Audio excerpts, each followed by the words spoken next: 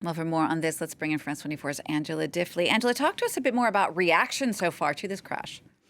Yeah, we heard there that the aviation authorities in Russia are setting up a criminal investigation. The reality, of course, is that we might never know what really happened here.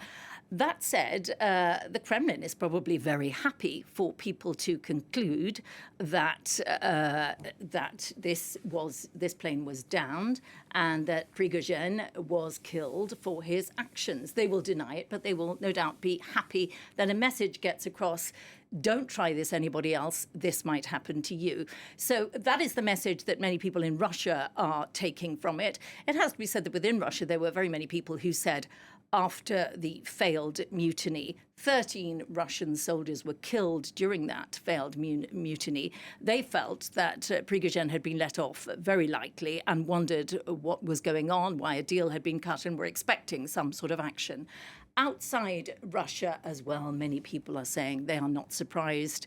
The CIA director predicted it pretty much a few months ago. Joe Biden has said he's not surprised, and as you said earlier, that nothing very much happens in Russia without Putin being behind it. So it is widely assumed. We don't know what this criminal investigation will conclude, but we might never really know what actually happened.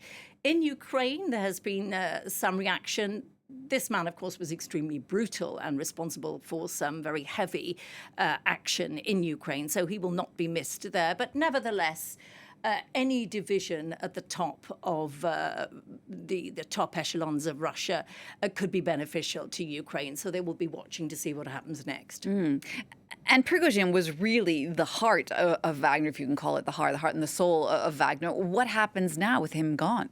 Yeah, it's hard to know. If you look at Grey Zone, which is a social media which is widely connected to the Wagner Group, there's been a lot of talk on that about that not patriotic Russians were responsible for this. They suggest that Russian anti-defense missiles downed this. And there is a lot of suggestion that if the Russian state was behind this, then they were being unpatriotic and there will be some sort of revenge. That said, Wagner has been financially, to some extent, been broken up. It has very little clout now financially. What people might say on social media and what might actually happen is one thing. The Kremlin, of course, financed it to a great degree, and all of that has now changed. That said, it should be remembered the Wagner soldiers are trained soldiers. Many of them were former convicts, so they have very little to lose. They might decide to cause trouble because they have great loyalty to Prigozhin. Something else worth considering as well is that now Prigozhin has gone, who will be speaking truth to Putin in terms of how the war is going.